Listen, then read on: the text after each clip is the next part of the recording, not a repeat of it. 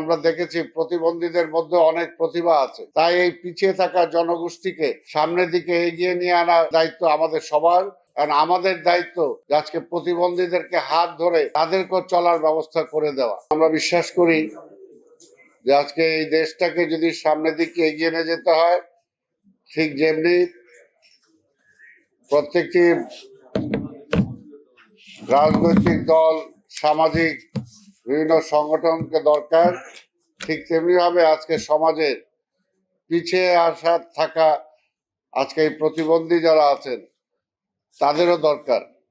কারণ এই প্রতিবন্ধীদেরকে যদি আমরা সত্যিকার ভাবে তাদের দেখভাল করতে না পারি, তাদেরকে যদি সমান সুযোগ সুবিধা বা নর্মাল যারা মানুষ আছে তাদের চেয়ে যদি বেশি সুযোগ সুবিধা না দিতে পারি, তাহলে এটা তাদের প্রতি অন্যায় হবে।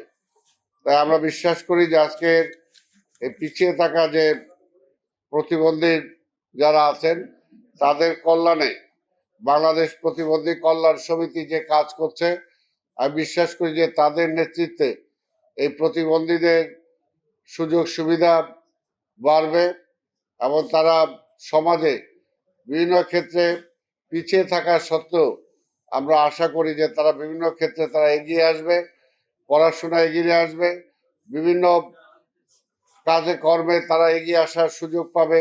কারণ আমরা দেখেছি প্রতিবন্ধীদের মধ্যে অনেক প্রতিভা আছে, যে প্রতিভাকে যদি সত্যিকার অর্থে বিকশিত করার সুযোগ করে দেওয়া যায়, তাহলে তার মধ্যে তারা যেমনি বিভিন্ন পেশায় নিয়োজিত হতে পারবে, বিভিন্ন চাকরিতে তারা অবদান রাখতে পারবে, ঠিক তেমনি বিভিন্ন সাংস্কৃতিক কর্মকাণ্ডে গান, ক্রিয়া, বিভিন্ন কিছুতেও তারা অবদান রাখতে পারবে। কারণ তাদের আল্লাহ মেধা দিয়েছেন, সেই মেধাটাকে বিকশিত করার সুযোগটা আমাদের করে দিতে হবে। তো আমরা জানি যে বর্তমান সরকার, মাননীয় প্রধানমন্ত্রী জনাব তারেক রহমানের নেতৃত্বে যে সরকার, এই সরকার সামাজিকভাবে সবাইকে নিয়ে এগিয়ে যাওয়ার জন্য আজকে পিছিয়ে থাকা জনগোষ্ঠীকেই তিনি প্রথম সুযোগ সুবিধা দেওয়ার জন্য চেষ্টা করছেন।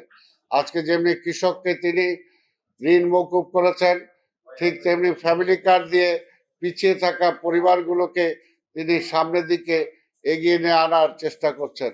যে শ্রমিক বান্ধব সরকার, শ্রমিকদের কল্যাণে আজকে দেখেছেন ঢাকা শহরে আজকে হকারদেরকে আমরা পুনর্বাসন করার চেষ্টা করেছি আমাদের মাননীয় প্রধানমন্ত্রীর নির্দেশে। তাই এই পিছিয়ে থাকা জনগোষ্ঠীকে সামনের দিকে এগিয়ে নিয়ে আনার দায়িত্ব আমাদের সবার। সমাজে আমরা যারা আজকে ভালো পর্যায়ে আছি, সমাজে যারা আজকে একজন পূর্ণাঙ্গ মানুষ হিসাবে আল্লাহ আমাদেরকে সুযোগ দিয়েছে, আমাদের ঠিকভাবে হাঁটা চলা করার, ঠিকভাবে চলাফেরা করার, নিজেই চলাফেরার যে সুযোগ করে দিয়েছে। কারণ আমাদের দায়িত্ব আজকে প্রতিবন্ধীদেরকে হাত ধরে তাদেরকেও চলার ব্যবস্থা করে দেওয়া। এটা হলো আমাদের, আমরা যারা সুস্থ মানুষ আছি আমাদের সেই দায়িত্বটা সামাজিকভাবে আমাদের পালন করা দরকার। যদি আমরা পালন না করি তাহলে আল্লাহর দরবারেও এটার জন্য আমাদেরকে জবাবদিহি করতে হবে। তাই আমি বিশ্বাস করি যে আজকের যে এই কল্যাণ সমিতি কর্তৃক যে আজকে জাতীয় লটারি 2026 যেটা আজকে ঘোষণা করা হয়েছে, আমি বিশ্বাস করি যে জনগণ আজকে স্বতঃস্ফূর্তভাবে এই লটারির টিকিট গ্রহণ করবেন। কারণ এটা শুধু লটারির টিকিট না, এই টিকিটটা ক্রয়ের মধ্য দিয়ে তাদের সাহায্য করা হবে, তাদেরকে সহযোগিতা করা হবে। কাজে আমরা যদি একটা করে টিকিট সবাই যদি কিনি, এই টাকাটা তাদের কল্যাণে ব্যয় হবে, কাজে এটা দ্বারা অন্তত আমরা একটা আল্লাহর দরবারে একটা আমাদের ওনার আল্লাহর থেকে আমরা একটা যে কোনো বকশিসও হয়তো আমরা পাবো।